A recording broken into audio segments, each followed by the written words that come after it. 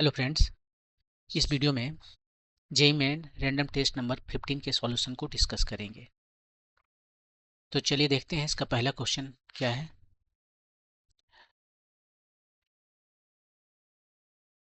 इसका पहला क्वेश्चन है question number 71। If the force between the nucleus and electron orbiting it in radius r is given by the spring force. Spring force क्या है? F=- kr। The radius of the electron in the nth orbit is proportional to the quantum number n as. कैसे? ये r जो है nth orbit में वो proportional जो है सो r का r नहीं n का पावर कितना है ये बताना है। यहाँ पर कौन इसमें से सही है? देखिए इसमें क्या है कि एक न्यूक्लियस है और इलेक्ट्रॉन इसके चारों ओर चक्कर लगा रहा है। इलेक्ट्रॉन इसके चारों ओर किसी भी आर्बिट्री ऑर्बिट में चक्कर नहीं लगा सकता, कुछ स्पेशल ऑर्बिट में ही चक्कर लगा सकता है। नील्स बोर ने जब अपना एटॉमिक थ्योरी दिया तो उसमें यही कहा गया कि ये किसी भी आर्बिट्री ऑर्बिट में चक्कर नहीं लगा सकता। चक्कर कोई खास ऑर्बिट में ही लगेगा। और वो खास ऑर्बिट क्या है? वो खास ऑर्बिट वो है जिसका एंगुलर मोमेंटम एच क्रॉस का कोई मल्टीपल होगा एन। इसको क्वांटम नंबर कहते हैं, प्रिंसिपल क्वांटम नंबर। यदि एन ऑर्बिट में चक्कर लगा रहा, फर्स्ट ऑर्बिट में चक्कर लगा रहा तो L1, सेकंड में लगा रहा तो L2, थर्ड में लगा रहा तो L3, तो एन टाइम्स एच क्रॉस। और एच क्रॉस क्या है? एच क्रॉस जो है सो h/2 है। एच है प्लैंक्स कांस्टेंट। प्लैंक्स कांस्टेंट आपने पढ़ा हुआ, एनर्जी जो है सो एच न्यू होता है। यदि लाइट का फ्रीक्वेंसी न्यू है तो लाइट का जो एनर्जी है एच न्यू होता है, ये क्वांटाइज्ड होता है। तो यहाँ पर यही उसने कहा कि ये जो है सो उसका बेसिक हार्ट है। नील्स बोर का एटॉमिक थ्योरी का हार्ट है कि इलेक्ट्रॉन हर एक जगह चक्कर नहीं लगा सकता, केवल वही चक्कर लगा सकता है जहां पर उसका angular momentum n times h cross है। तो दूसरी बात है कि ये यदि चक्कर लगा रहा है इलेक्ट्रॉन यहाँ पर, तो उसे सर्कुलर मोशन में रहने के लिए, सर्कुलर पाथ में घूमने के लिए उसे एक सेंट्रीपिटल फोर्स का जरूरत होता है। ठीक है, और वो सेंट्रीपिटल फोर्स को कोई ना कोई तो प्रोवाइड कर रहा होगा। वो सेंट्रीपिटल फोर्स प्रोवाइड करता है ये दोनों के बीच का जो अट्रैक्शन है वो करता है प्रोवाइड। और यहाँ पर वो अट्रैक्शन किस क्वेश्चन में दिया है? -kr है। हम जस्ट kr लिख रहे हैं, -kr नहीं लिख रहे हैं, क्योंकि हम डायरेक्शन अपने माइनस केवल डायरेक्शन दे रहा है कि वो नीचे इधर लग रहा है डायरेक्शन। और वही जो फोर्स है इसे सेंट्रीपिटल फोर्स प्रोवाइड कर रहा है। और वो सेंट्रीपिटल फोर्स कितना है? वो सेंट्रीपिटल फोर्स होता है mv²/r। तो यही आपके पास दो चीजें हैं, एक है सेंट्रीपिटल फोर्स को प्रोवाइड कर रहा है इंटरेक्शन बिटवीन न्यूक्लियस और इलेक्ट्रॉन, और दूसरा है कि ये किसी भी आर्बिट्री ऑर्बिट में चक्कर नहीं लगा सकता इलेक्ट्रॉन न्यूक्लियस के चारों ओर। ये केवल कुछ खास ऑर्बिट में चक्कर लगा सकते हैं। और वो खास ऑर्बिट क्या है? वो खास ऑर्बिट है कि वहां पर उसका angular momentum n times h cross होगा। और एंगुलर मोमेंटम के पार्टिकल का क्या होता है? एंगुलर मोमेंटम को कैसे डिफाइन करते हैं? r×p। और यहाँ पर जो चक्कर लगा रहा है इसका डायरेक्शन देखिए, ये r है और p का इसका डायरेक्शन इधर है ना, मोमेंटम का डायरेक्शन इधर है, दोनों 90 डिग्री के एंगल बना रहा है। तो r p sin 90 डिग्री ये लिख सकते हैं। sin 90 डिग्री 1 हो गया, r की जगह पर r लिखे, p की जगह तो m भी लिख सकते हैं, m भी, ये एम भी आर हो गया। तो एंगुलर मोमेंटम जो है सो पॉइंट पार्टिकल का हम बहुत ही आसानी से कर सकते हैं, एम भी आर है यदि आर और भी के बीच में एंगल 90 डिग्री है। यहाँ वही केस है। तो हमें ये हमारा जो है सो एम भी आर है। ठीक है, एम भी आर। यहाँ पर एम भी आर को लाने की कोशिश करेंगे और यहाँ से वैल्यू सब्स्टिट्यूट कर देंगे। तो देखिए क्या है यहाँ पर, ये एम है, भी स्क्वायर है तो हमें एम स्क्वायर भी करना चाहिए, एम स्क्वायर कर दिया। एम से नीचे भी डिवाइड किए तभी हम ऊपर डिवाइड मल्टीप्लाई कर सकते हैं, नहीं तो हम इसमें एक्स्ट्रा फैक्टर से मल्टीप्लाई कर देंगे जो कि अलाउड नहीं है। इसको हम 1 से केवल मल्टीप्लाई कर सकते हैं। तो ऊपर को हमने m से मल्टीप्लाई किया तो डिनोमिनेटर में भी m से मल्टीप्लाई करना पड़ेगा। लेकिन ये m स्क्वायर भी स्क्वायर आया, m भी r का होल स्क्वायर करने के लिए r स्क्वायर चाहिए ना, तो r स्क्वायर यहाँ पर ऊपर में भी कर दिए, r स्क्वायर नीचे भी कर दिए, और ए आर तो ऑलरेडी है। ठीक है, कुछ मिस नहीं है। तो ए एम भी आर ऊपर में क्या हो गया है? एम भी आर का होल स्क्वायर, और नीचे में क्या हो गया? M r cube is equal to k r. M भी आर को हम यहाँ से लिख देंगे n h cross, n h cross उसका स्क्वायर है, इधर हो गया m k r to the power 4। Finally हम लिख सकते हैं r to the power 4 is equal to n square h square by m k, right. ये सारे क्वांटिटी है, इसको हम कांस्टेंट कह देते हैं। तो ये आर टू द पावर 4 आ गया कोई कांस्टेंट अल्फा टाइम्स, वो एन स्क्वायर कांस्टेंट नहीं है, एन स्क्वायर तो हमें चाहिए, एन स्क्वायर हमें चाहिए, ये वाला कांस्टेंट है। तो यहां से आर कितना आ गया, आर आ गया आपकी सम दूसरा कांस्टेंट बीटा एन का पावर हाफ, या फिर आप कह सकते हो एन प्रोपोर्शनल टू एन। और एक किस ऑर्बिट में चक्कर लगा रहा था, nth ऑर्बिट में, तभी तो यहाँ लिख सकते थे ना m v r is equal to n h cross, nth orbit में चक्कर लगा रहा था, तो इसलिए यहाँ पर हम इसको एन आर एन लिखते हैं। आर एन मतलब रेडियस ऑफ nth ऑर्बिट, वो प्रोपोर्शनल है स्क्वायर रूट ओवर एन के। यही आपका आंसर है।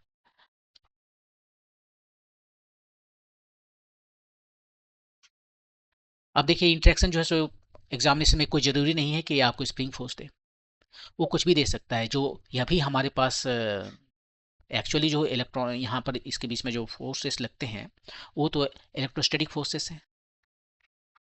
वो फोर्स लगता है के टाइम्स चार्ज, न्यूक्लियस का प्रोटॉन का चार्ज, इलेक्ट्रॉन का चार्ज, वो डिपेंड करता है कितना प्रोटॉन है कितना इलेक्ट्रॉन है।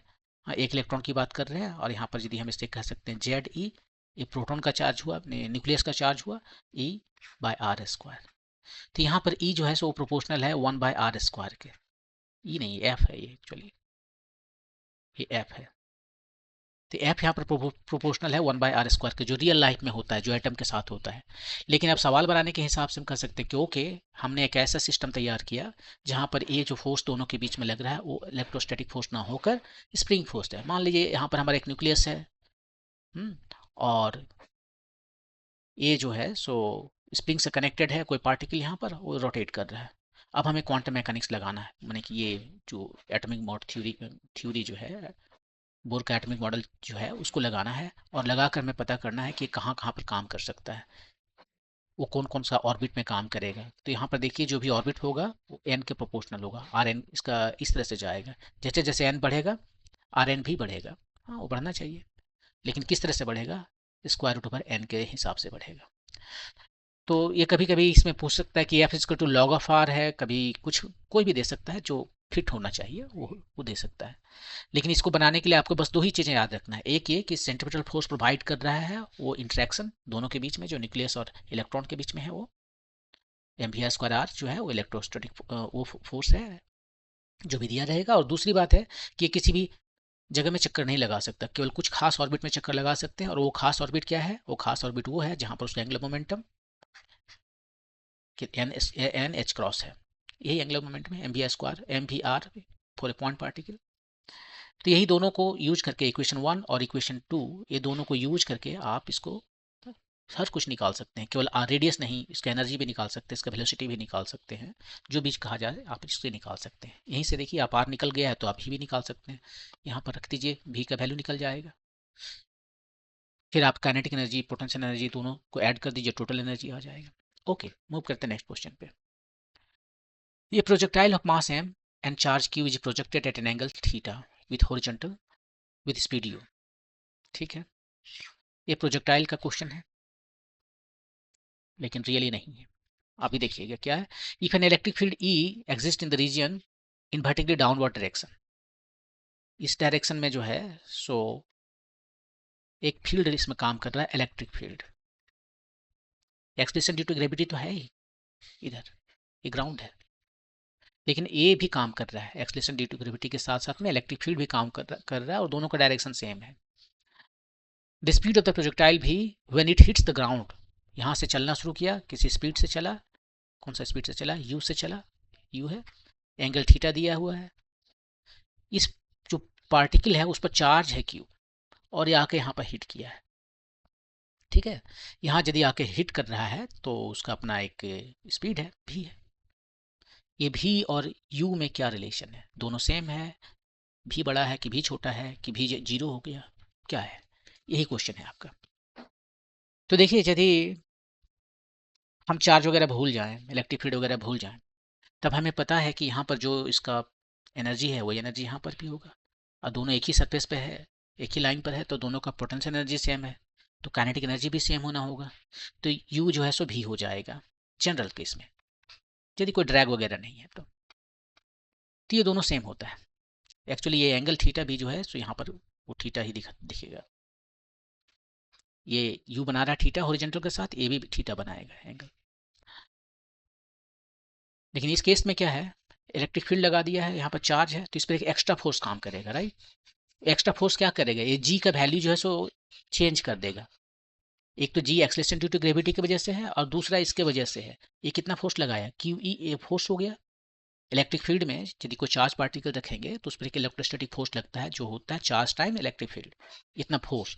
उसके मास से हम डिवाइड कर देंगे तो ये आ गया उसका एक्सलेशन। तो ये जो टोटल एक्सलेशन हो गया, अब जिसको हम जी इफेक्टिव बोल रहे हैं, वो हो गया जी जो एक्सलेशन ड्यू टू ग्रेविटी है, और दूसरा क्यू ई बाई एम जो एक्सलेशन आ रहा है चार्ज प्रोजेक्टाइल जो पार्टिकल है उसके चार्ज होकर इलेक्ट्रिक फील्ड में मूव करने की वजह से। बस इतना ही। तो बाकी सारी चीज़ें तो क्या है, जी इफेक्टिव जो है सो चेंज कर दिया मैंने, तो कोई चीज़ चेंज नहीं होना चाहिए। बस यही चेंज होगा कि टाइम आने में कम लगेगा, जल्दी धरती पर आ जाएगा।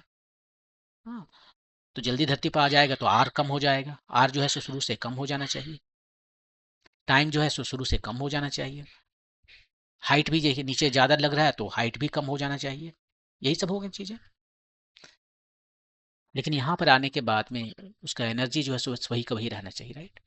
लेकिन रियल आंसर वो नहीं है। रियल आंसर ये है कि यहाँ पर एनर्जी कम होगा यू से। क्यों? क्यों इसलिए क्योंकि आप इसके पहले वाले सवाल में बताए थे एटॉमिक मॉडल जो है बोस का एटॉमिक थ्योरी, उसमें ये सवाल आया था कि इलेक्ट्रॉन जो है सो चारों ओर चक्कर नहीं लगाते किसी भी आर्बिट्री ऑर्बिट में, बल्कि एक कोई खास ऑर्बिट में ही वो चक्कर लगा सकते हैं। वो खास क्या था? वो खास था जहाँ पर उसका एंगुलर मोमेंटम जो है वो होता है n टाइम्स h क्रॉस। क्यों नहीं हर जगह लगा सकते? कोई भी आर्बिट्री सर्किल में वो क्यों नहीं लगा सकते चक्कर? यही सब इसका वजह ये है कि जब नील्स बोर ने अपना थ्योरी दिया तो लोगों ने उनसे पूछा कि देखो भाई, ये एक चार्ज पार्टिकल है, इलेक्ट्रॉन क्या है, चार्ज पार्टिकल, राइट। ये चार्ज पार्टिकल है और इसको आप बोल रहे हो कि सर्कुलर मोशन में घूम रहा है। तो चार्ज पार्टिकल जब सर्कुलर मोशन में घूम रहा है उसके पास एक्सलेशन है। तो एक्सलेटेड पार्टिकल, चार्ज पार्टिकल जो है,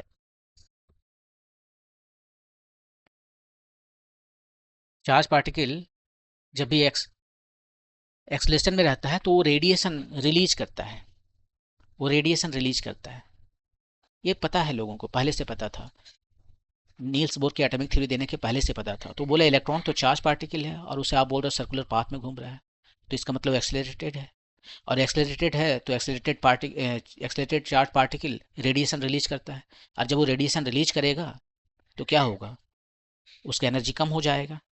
एनर्जी कम हो जाएगा तो ऐसे करके अपना रेडियस कम हो जाएगा उसका, और घूमते घूमते लास्ट में जाके कोलैप्स कर जाएगा इसमें। लेकिन ऐसा तो होता नहीं है। तो आप ये कैसे कह सकते हो कि ये ऑर्बिट कर रहा है यहाँ पर? आपका क्वेश्चन इसी से रिलेटेड है कि चार्ज पार्टिकल एक्सलरेट करेगा तो रेडिएशन रिलीज होता है। और ऐसा नहीं कि आपके सिलेबस से बाहर है, क्योंकि आप जब नील्स का एटॉमिक थ्योरी पढ़ते हो तो वहाँ पर ये बताया जाता है कि ये क्यों नहीं किसी भी आर्बिट्री और सर्किल में घूम सकता है।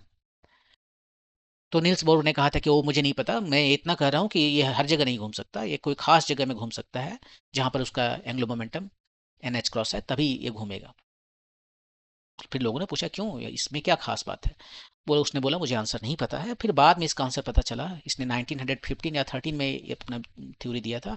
1925 या 27 में ये पता चला, जब क्वांटम मैकेनिक्स का डेवलपमेंट अच्छा खासा हो गया, कि ये जो है सो स्टेशनरी ऑर्बिट है। और आप याद कीजिए साउंड वेव में कि स्टेशनरी जो ऑर्बिट है जो ऑर्गन पाइप वगैरह में बनता है, वहाँ पर एनर्जी ट्रांसफ़र नहीं होता है। एनर्जी ट्रांसफ़र जो होता है वेव में, वो प्रोग्रेसिव वेव में होता है। यहाँ पे एनर्जी ट्रांसफ़र नहीं हो रहा है। तो एनर्जी यहाँ पर ट्रांसफर नहीं हो रहा है, तो ये एनर्जी रिलीज नहीं कर रहा है। ये जो चार्ज पार्टिकल एक तरह से आप सोच सकते हो कि रुका हुआ है। तो जो चार्ज पार्टिकल मूव ही नहीं कर रहा है तो वो कैसे ये करेगा, उसमें कोई एक्सलेशन नहीं, मूव नहीं कर रहा है, एक्सलेशन भी नहीं है, ये स्टेशनरी है, एक जगह रुका हुआ है। इलेक्ट्रॉन क्लाउड जो है सो एक जगह रुका हुआ है, ये स्टेशनरी ऑर्बिट है ये। तो ये बाद में बातें आई। तो अब ये आपके लिए यहाँ पर तो उस तरह का कोई सिचुएशन नहीं है कि स्टेशनरी ऑर्बिट है, ये चार्ज पार्टिकल है और इसका वेलोसिटी हर जगह चेंज कर रहा है, मतलब उसमें एक्सलेशन है, किधर है वो कोई मैटर नहीं करता। जब ये एक्सलेशन है तो ये रिलीज करेगा क्या, ये रिलीज करेगा इलेक्ट्रो रेडिएशन, और रिलीज करने से उसका एनर्जी कम हो जाएगा, और यहाँ पर आके उसका एनर्जी कम हो गया, काइनेटिक एनर्जी कम हो गया, तो उसका वेलोसिटी भी कम हो गया, और इसलिए आपका आंसर ये 3 है। आप कह सकते हो ये हमारे सिलेबस के बाहर है, लेकिन मैं वो कहूँगा कि नहीं, ये सिलेबस के बाहर नहीं है। आप बात कीजिए 2024 में नीट के एक क्वेश्चन को लेकर काफ़ी हंगामा हुआ था, उसमें एटम के स्टेबिलिटी या न्यूक्लियस के स्टेबिलिटी को लेकर कुछ क्वेश्चन था, उसमें एक क्वेश्चन जिसके लिए सुप्रीम कोर्ट तक बातें गई थी, उसमें एक्चुअली जो एग्जामिनर है वो यही बता रहा था, उसने लिखा था कि उसका कहने का ये मतलब था कि इलेक्ट्रॉन स्टेबिलिटी की बात कर रहा था, और उसमें उसने इंक्लूड किया था रेडियो एक्टिविटी, और तब सारे लोगों ने बस उसको केवल रेडियो एक्टिविटी के बारे में सोचा कि न्यूक्लियस का स्टेबिलिटी जो है उसके बारे में बात कर रहा था, और इसको भूल गया। लेकिन यदि उसमें एक वर्ड केवल जोड़ देता है, electron stability against collapse into nucleus, या सिंपली इलेक्ट्रॉन स्टेबिलिटी की बातें कर देता, तो क्वेश्चन कंप्लीट सही हो जाता, सबके समझ में आ जाता। एनीवे, तो आपका क्वेश्चन यही इसी से रिलेटेड है कि कभी भी यदि चार्ज पार्टिकल एक्सेलरेट करता है तो रेडिएशन निकलता है, उससे एनर्जी रिलीज होता है रेडिएशन के फॉर्म में, और इसलिए उसकी एनर्जी कम हो जाएगा, और आपको यहाँ पर भी जो है सो यू से कम पड़ जाएगा। ओके, मूव करते हैं नेक्स्ट क्वेश्चन पे। ये क्वेश्चन जो है सो एक प्लैंक है of mass m is kept in a beaker of water as shown in the figure. It makes angle theta with the vertical direction. The length of the rod is 1 meter, length दिया है 1 metre, and height of the water is 0.5 metre. मैंने यहाँ 0.25 metre लिखा है, गलत है, सही है ये वाला है। ये मैंने पिक्चर जो है सो इसके पिछले वाला स्टेट में क्वेश्चन ऐसा ही था, एग्जैक्टली सेम क्वेश्चन था, ये यहाँ पर नहीं था, केवल ये जो पॉइंट मास है वो वहाँ नहीं था, बाकी सब कुछ सेम था। The specific gravity of the plank is 0.5। Specific gravity का मतलब क्या हुआ, स्पेसिफिक ग्रेविटी का मतलब हुआ कि डेंसिटी, उसका प्लैंक का डेंसिटी डिवाइडेड बाय वाटर का डेंसिटी है 4 डिग्री सेल्सियस, जो कि 1000 किलोग्राम पर क्यूबिक मीटर होता है। ये जो पॉइंट मास है m/2 का जो है मास, यहाँ पर इसको फिक्स किया गया है एट द एंड, और बताना है कि थीटा का वैल्यू क्या है। तो ये क्वेश्चन भी पिछला सेट की तरह ही है। आप इसको बनाने के लिए क्या करेंगे, पहले देखिए हम रॉड का देखते हैं। रॉड के जो वेट है वो उसका ज्योमेट्रिक मीन पर लगेगा, यहाँ पर mg। हम m और हमारा कैपिटल और स्मॉल m सेम समझ लीजिए, क्योंकि हम इसको इंटरचेंज कर देते हैं, ठीक है। तो ये कितना हो गया, यहाँ से यहाँ तक ये आधा मीटर हो गया, और यहाँ से यहाँ तक भी आधा मीटर हो गया, ठीक है। तो ये बीच में है, l/2 कहें, ठीक रहेगा।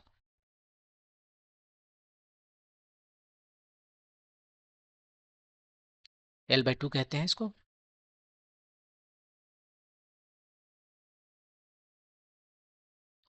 तो ये एक फोर्स हो गया वेट। दूसरा दूसरा फोर्स जो है सो, ये पानी में डूबा हुआ है तो एक उत्प्लावन बल लगेगा, बायोंसी फोर्स लगेगा। वो कहाँ पर लगेगा, जितना डूबा हुआ है उसके सेंटर पे, ये बायोंसी फोर्स है। डूबा हुआ पार्ट इतना है तो उसके ठीक बीचों बीच में, तो ये मान लेते हैं कि हमारा एक्स है, तो ये भी हमारा एक्स होगा, यहाँ से लेकर यहाँ तक जो डूबा हुआ है वो एक्स होगा। और तीसरा फोर्स ये लगाएगा, ये कितना है m/2g, इसका मास m/2 है। तो ये 3 फोर्सेस लग रहे हैं, और कुछ फोर्सेस जहाँ लग रहे हैं लेकिन हम उसको कंसीडर नहीं करेंगे, क्योंकि हम अभी जो देख रहे हैं वो रोटेशनल इक्विलिब्रियम देख रहे हैं। और रोटेशनल इक्विलिब्रियम जो है ये यदि रोटेट करेगा तो किसके अबाउट करेगा, ओ के अबाउट करेगा, और ओ के अबाउट यदि कोई फोर्स लगेगा तो वो कंट्रीब्यूट नहीं करेगा टॉर्क में, क्योंकि आर जीरो है। टॉर्क क्या होता है, आर क्रॉस एफ ना, आर ही जीरो है वहाँ पर। तो टॉर्क के अबाउट ओ कितना हो जाएगा, इसका तो जीरो है, छोड़ दीजिए। बाकी बचे 3 ठो देखिए, एक इसका वेट, रॉड का वेट, एक इस पॉइंट पार्टिकल का वेट, और एक बॉयंसी फोर्स। ये दोनों वेट जो है एक डायरेक्शन में घुमाने का कोशिश करेगा इधर, और ये बी जो है इसको उल्टा डायरेक्शन में घुमाने की कोशिश करेगा। तो टॉर्क दोनों के वजह से जो है, ये दोनों के वजह से, वेट की वजह से जो है वो क्लॉकवाइज है, तो इसकी वजह से एंटी क्लॉकवाइज है। तो दोनों को जब हम डायरेक्शन लिखेंगे तो क्या लिखेंगे? उल्टा लिखेंगे। ठीक है, तो यहाँ पर हम चलते हैं, पहले वेट mg, टॉर्क निकालना है, लेंथ r, यहाँ से यहाँ तक की कितना है, l/2 है, और इसके बीच में साइन थीटा भी लाना पड़ेगा ना, आर एफ साइन थीटा होता है ए क्रॉस बी का डेफिनेशन जो है। तो साइन थीटा एंगल देखिए कितना है, आर हमारा इधर जा रहा है और थीटा ये फोर्स इधर जा रहा है, इसके बीच का एंगल ए वाला, ये एंगल थीटा है, तो ये कितना हुआ, थीटा हुआ, तो ये हो जाएगा pi minus theta, pi minus theta. दूसरा mg/2,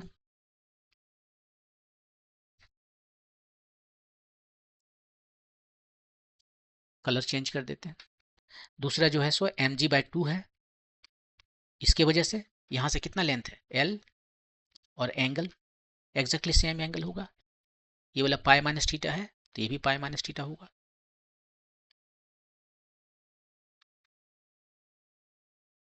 पाई माइनस थीटा। ठीक है, और तीसरा, तीसरा जो है सो ये बी की वजह से है, ये उल्टा डायरेक्शन में है तो माइनस लिखेंगे। बायंसी फोर्स कितना होगा, पहले फोर्स लगेंगे बायंसी फोर्स, और ये आर जो है, आर यहाँ से यहाँ तक है कितना है, एक्स ले लेते हैं इसको, एक्स, और एंगल, एंगल देखिए कितना है, ये यदि थीटा है तो ये भी थीटा है, ये एंगल भी थीटा है, साइन थीटा। तो सब मिलाकर अब लिखते हैं, और ये क्या है, जीरो है, क्योंकि कोई रोटेशनल, इसमें रोटेशनल इक्विलिब्रियम है तो इसको जीरो होना पड़ेगा, ये सब मिला के जीरो है। तो इसको सिंप्लीफाई करते हैं, ये कितना हो गया, mgl/2 sign theta, sine pi minus theta sine theta होता है, mgl/2 साइन थीटा, ये mgl/2 साइन थीटा, ये भी उतना ही आ गया। इसको उस साइड ले चलते हैं, bx sine theta, bx sine theta, sine theta हर जगह से हटा देते हैं, mgl/2 mgl/2 mgl हो गया, और इधर हो गया bx, इसी को सिंप्लीफाई करते हैं, थीटा मिल जाएगा। आप बोलोगे थीटा तो कट गया, नहीं मिलेगा, कैसे मिलेगा, वो आएगा x जो है उसमें है थीटा। अब देखिए m जो है कितना है, मास, इस रॉड का मास कितना है, मास होता है volume times density, right, volume कितना है इसका, ये प्लैंक है, इस तरह से प्लैंक है, इसका एक क्रॉस सेक्शनल एरिया है, और ये लेंथ है l, तो वॉल्यूम कितना हो गया, a times l, right, a times l, ये वॉल्यूम हुआ, और इसको डेंसिटी से मल्टीप्लाई करें रो से, ये आ गया मास जी एल। ये बी जो है सो है बायंसी फोर्स, वो होता है जितना पानी को उसने डिस्प्लेस किया है उसका वॉल्यूम, एक्चुअली उसका वेट यहाँ पर। तो पहले उसका वॉल्यूम कितना होगा, पानी कितना डिस्प्लेस करेगा, जितना इसमें डूबा हुआ है, प्लैंक जितना पानी में डूबा हुआ है उतना ही के इक्वल में जो है सो डिस्प्लेस करेगा। तो ये डूबा हुआ है यहाँ तक, 2x तक, ए एक्स और ए एक्स, 2x तक डूबा हुआ है, तो 2x तक जो है सो इसका वॉल्यूम कितना हुआ, पहले cross sectional area, length 2x, इतना इसका वॉल्यूम हो गया। अब वॉल्यूम को मास मल्टीप्लाई करना पड़ेगा पानी के डेंसिटी से, क्योंकि बॉयंसी फोर्स क्या होता है, जितना पानी डिस्प्लेस किया है उतना पानी का वेट, तो ये पानी का वेट निकाल रहे हैं, ये वॉल्यूम हो गया, इतना वॉल्यूम जो इसके अंदर में है प्लैंक का, और उतना ही एक अमाउंट का वॉल्यूम पानी को डिस्प्लेस किया है, उसको यदि हम मल्टीप्लाई करते हैं डेंसिटी से, पानी के डेंसिटी से, तो इतना पानी जो डिस्प्लेस हुआ है उसका वेट आया, यही बायंसी फोर्स है, और ये एक्स है आपका, दोनों तरफ से ए हट गया, ये है एल, रो जी, जी भी रुकिए, अभी यहाँ पर तो ये मास आया, केवल डेंसिटी के लिए तो जी से मल्टीप्लाई करना, डेंसिटी नहीं, फोर्स के लिए तो जी से मल्टीप्लाई करना पड़ेगा ना, वेट के लिए, इतना तक तो मास आया, ये जी भी आ गया, तो जी और जी भी कट गया, ये हो गया एल स्क्वायर रो, इधर हो गया 2x² row W.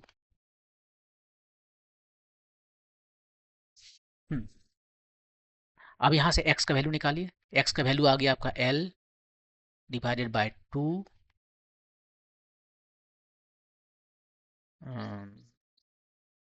Row by rho डब्ल्यू, ऐसे, राइट, सही है, नहीं ये भी होगा, केवल एल का बाहर जाएगा स्क्वायर रूट के बाहर, और बाकी सारे जो है रो ऊपर में है, नीचे में 2 और रो डब्ल्यू है। इतना आया आपका एक्स का वैल्यू। एक्स जब आप पता चल गया है तो कॉस थीटा यहाँ से पता चल जाएगा। कॉस थीटा कितना है?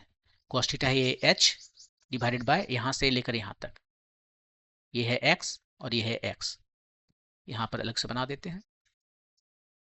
ये है एच, ये है थीटा और ये है 2x, ये 90 डिग्री।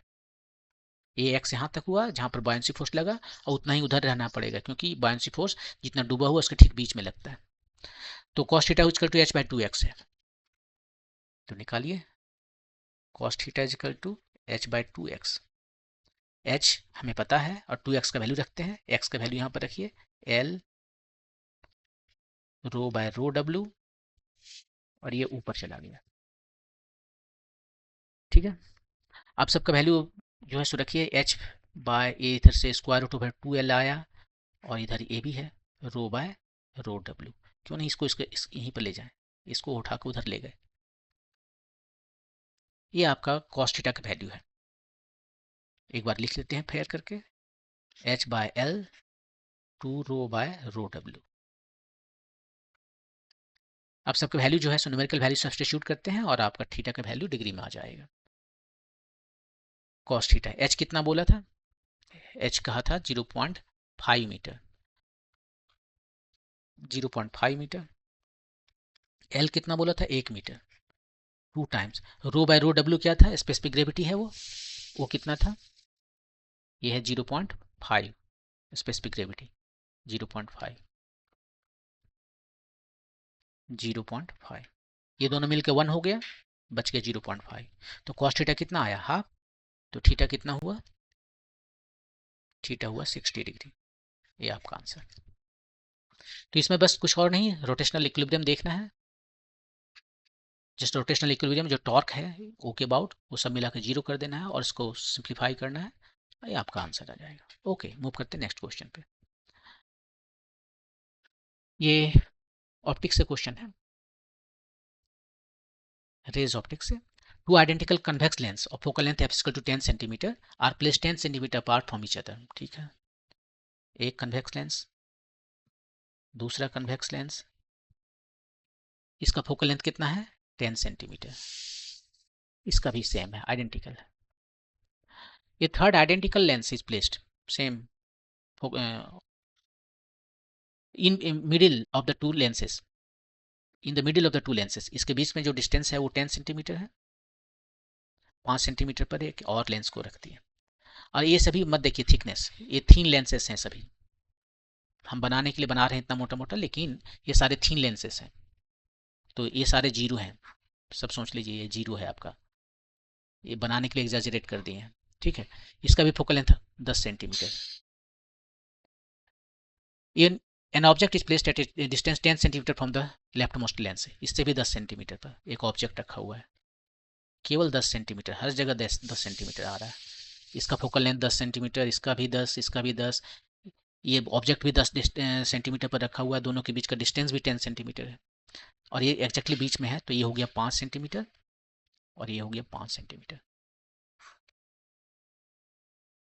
ठीक है। इस ऑब्जेक्ट का इमेज कहाँ बनेगा? ऑब्जेक्ट से उसका डिस्टेंस कहाँ कितना है, इमेज जो बनेगा उसका डिस्टेंस ऑब्जेक्ट से पूछ रहा है। तो सबसे पहले देखिए इसका फोकल लेंथ 10 है और ये कन्वेक्स लेंस है, और इसको यहाँ पर रखा गया है लेफ्ट साइड में, इसका फोकल प्लेन पर। तो ये कहाँ चला जाएगा? ये इसको पैरेलल बना देगा ना, इन्फिनिटी पर बनाता है इमेज, इधर से गया पैरेलल चला जाएगा। अब ये पैरेलल लाइन आ रहा है तो ये क्या करेगा? ये अपना फोकल लेंथ पर जो है इसको इमेज बनाएगा अपना फोकल प्लेन में। वो कहाँ 10 सेंटीमीटर होगा, यहाँ से 10 सेंटीमीटर, ये 5 है, 5 और ले लेते हैं, ये वाला यहाँ पर बनाएगा, जा रहा हूँ बनाने, इधर लाइट जा नहीं पाएगा क्योंकि ये जो है सो इसको और नज़दीक कर देगा, राइट, और नज़दीक कर देगा, यहाँ पर बनाएगा। ये कन्वर्जिंग लेंस, जो लाइट जा रहा है उसको प्रिंसिपल लाइन जो है प्रिंसिपल एक्सिस की तरफ मोड़ देता है, कन्वर्ज कर देता है। वही यदि ए होता डाइवर्जिंग लेंस या कनकेव लेंस, ये जो लाइट आएगा इधर से उसको वो डाइवर्ज कर देता है, ये कन्वर्ज करता है, जो जा रहा था इधर अब और थोड़ा कन्वर्ज कर देगा।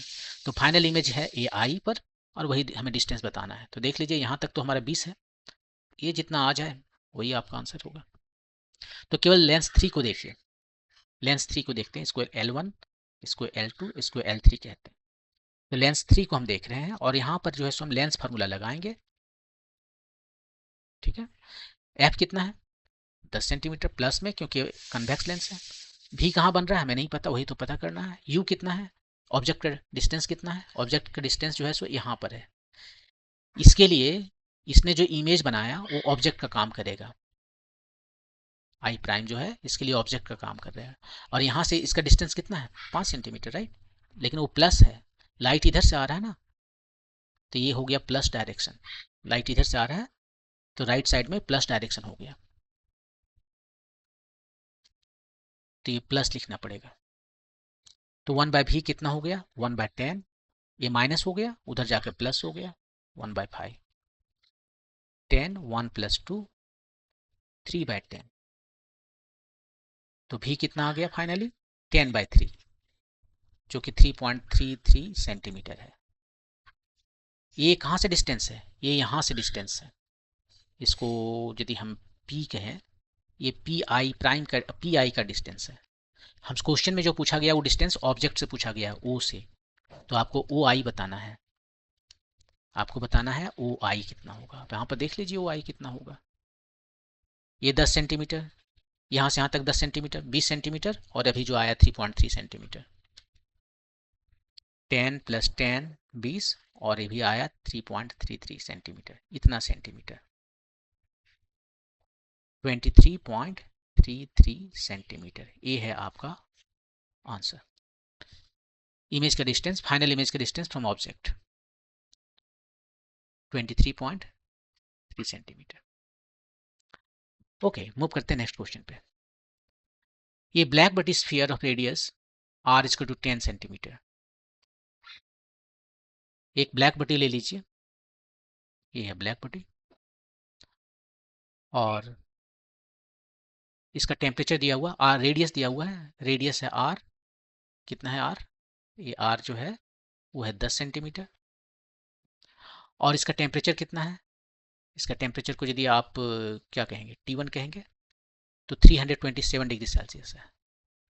आप इसको केल्विन में कन्वर्ट कीजिए, तो ये कितना हो जाएगा 273 ऐड कर देंगे तो हो जाएगा 300, 200, 500, 100, 600 केल्विन। नेचर जो है वो केल्विन स्केल को पसंद करता है। नेचर में जो भी टेम्परेचर आता है वो हमेशा केल्विन स्केल में आता है। डिग्री सेल्सियस तो हमने अपने फायदे के लिए, अपने हिसाब से बनाया था, बाद में पता चला कि नेचर में जो है वो केल्विन को पसंद करता है। वो यहीं पर देखिए, जो सबसे लोवेस्ट टेम्परेचर है वो 0 केल्विन, जिसको अचीव आप नहीं कर सकते। लेकिन 0 डिग्री सेल्सियस काफ़ी आसानी से, वो तो पानी जहाँ बर्फ़ बनता है वही है ना, या बर्फ़ जहाँ मेल्ट करता है। रूम टेम्परेचर कितना है, ये बाहर का जो टेम्परेचर है वो कितना है, इसको T0 कहते हैं, सेम कंसिस्टेंस होने के लिए। ये 27 डिग्री सेल्सियस है, मतलब 300 केल्विन है। क्वेश्चन क्या है आगे, the initial rate of loss of heat from the black body is, इससे ये गर्म है ना, 600 केल्विन गर्म है, 327 डिग्री सेल्सियस, इससे हेड बाहर जा रहा है निकल के, किस रेट से ये जो है एनर्जी लूज कर रहा है वो बताना है। तो आप क्या कहोगे कि ये स्टीफन बोल्ट्जमैन जो लॉ है उसके मुताबिक जो एनर्जी लूज कर रहा है वो है U = sigma A T⁴। Sigma एक कांस्टेंट है, Boltzmann constant, Stefan Boltzmann constant, जिसका वैल्यू यहाँ दिया हुआ है। ए इसका एरिया है, सरफेस एरिया, और टी इसका टेम्परेचर है केल्विन में। इतना इतना से रेडिएट कर रहा है बाहर में, यही है होगा आपका आंसर। नहीं, ये यदि रेडिएट कर रहा है तो ये एब्जॉर्ब भी कर रहा है, एक साथ में वो एब्जॉर्ब भी कर रहा है। कहाँ से एब्जॉर्ब करेगा, बाहर से, बाहर का टेम्परेचर T0 है तो उससे एब्जॉर्ब करेगा। ये क्या कर रहा है, रिलीज कर रहा है, ये एब्जॉर्ब कर रहा है। तो एब्जॉर्ब कर रहा है तो यहाँ पर हमें माइनस साइन देना चाहिए, माइनस देंगे। ये गेन कर रहा है, ये जो है सो लॉस है, और ये जो है सो गेन है। गेन कितना, सेम फार्मूला, सिग्मा ए, आपकी टेम्परेचर इसका क्या है, बाहर से जहाँ से वो हीट को रिसीव कर रहा है उसका टेम्परेचर T0 है, बस यही है आपका, ये है पावर या रेट। रेट जो है इतना पावर वो जो है सो लूज कर रहा है। गेन करने के बाद यदि ये पॉजिटिव आया तो लूज करेगा और निगेटिव आया तो गेन करेगा। ऑफकोर्स ये टी ज़्यादा है टी नॉट से, 600 केल्विन वर्सेस 300 केल्विन, तो ये लूज ही करेगा। Sigma A T to the power 4 minus T naught to the power 4। Simplify कीजिए, सिग्मा का वैल्यू रखिए 5.67 times 10 to the power minus 8। SI unit है सब, यूनिट को देखते रहिए। अब यहाँ पर 10 सेंटीमीटर ए एसआई यूनिट नहीं है तो उसे कन्वर्ट करना पड़ेगा। अब ये जो स्फीयर है, ये स्फीयर है, सिलिंडर डिस्क नहीं है। स्फीयर का जो सरफेस एरिया है वो होता है 4 पाई r²। ये सरफेस एरिया है, या एरिया ऐसे बताते हैं ये से। तो 4 पाई r²। आर कितना है 10 सेंटीमीटर, तो 10 सेंटीमीटर का स्क्वायर करेंगे तो 10 का हो गया 100, लेकिन ये सेंटीमीटर है। Centimetre 1 centimetre square equal to 10⁻⁴ metre square. तो ये आया अब एसआई यूनिट में। हमें सबको एसआई यूनिट में रखना चाहिए। 10 सेंटीमीटर जो है उसको आप यहीं पर मीटर बना लो, 0.1 मीटर, और उसके बाद में मल्टीप्लाई करो। या 10 सेंटीमीटर को हम स्क्वायर कर दिए और 1 सेंटीमीटर स्क्वायर का टू 10⁻⁻⁴ मीटर स्क्वायर, उससे मल्टीप्लाई कर दीजिए। आपकी मर्जी, जो करना है आप कर सकते हो। टी 600 केल्विन है, उसका पावर 4। टी नॉट 300 केल्विन है, उसका पावर 4। बस अब सिंप्लीफाई इसको कीजिए। 5.67 टाइम्स 4 टाइम्स 3.14 टाइम्स ये 10 टू द पावर माइनस 8 है। ये कितना हो गया 10 टू द पावर माइनस 2 हो गया। और यहाँ से देखिए अब जो है ये 2 ठो जीरो है 100, 100 का पावर 4 कितना 10 टू द पावर 8। अब जीरो खत्म हो गया यहाँ से। ये 6 का पावर 4 है, ये 3 का पावर 4 है। 3 का पावर 4 क्यों ना निकाल ले। तो यहाँ पर कितना है 6 का मतलब है 6 का पावर 4 का मतलब है 6 टाइम्स 2 का पावर 3 टाइम्स 2 का पावर 4, राइट। तो आप कर सकते हो 3 का पावर 4 टाइम्स 2 का पावर 4। तो 3 का पावर 4 कॉमन कर लिए तो यहाँ बच गया हमारा, यहाँ लिखेंगे 2 टू द पावर 4 माइनस ये 3 का पावर 4 तो कॉमन कर लिए तो 1 बचा। ये खत्म। ये कितना आया 5.67 टाइम्स 4 टाइम्स 3.14। अब आप बोलोगे कि बहुत सारा कैलकुलेशन हो गया, ये तो मेरा बहुत सारा टाइम खा जाएगा। 3 का पावर 4 बार इसको कीजिए, 3 को 4 बार मल्टीप्लाई कीजिए, 3 टाइम्स 3 टाइम्स 3 टाइम्स 3 वो आता है 81। और यहाँ पर 2 को 4 बार कीजिए 16 माइनस 1। तो आपको क्या करना है पूरा एग्जैक्ट कैलकुलेशन नहीं करना है, ठीक है। यहाँ पर हम इतना सारा स्टेप्स लिख रहे हैं, आपको नहीं लिखना है। 0.81 टाइम्स ये 15 है। आपको अप्रोक्सीमेट इसका आंसर लाना है। देखिए क्या करते हैं। सो 5.67 है, ये दोनों को मल्टीप्लाई करते हैं, ये 4 ये 12 हुआ और 56 हुआ। और ये जो है सो मल्टीप्लाई करते हैं तो 120 हुआ। तो कुछ ऐसे आता है समथिंग, कुछ ऐसे 5 आएगा शायद, यहाँ पर आएगा।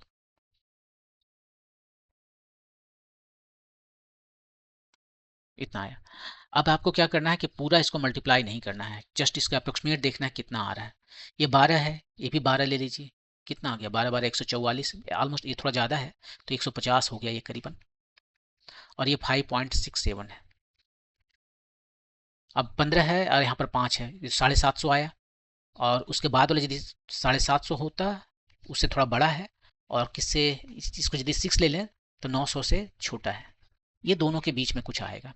और ये देखिए क्या है 67 है, 5.6 है, एक्चुअली 5.7 है। तो ज़्यादा 900 के करीबन होगा। 750 और 900 के बीच में कितना आता है 825, राइट। तो 900 के करीबन आएगा। सो समथिंग लाइक 850 से ज़्यादा ही आना चाहिए, कुछ ऐसे।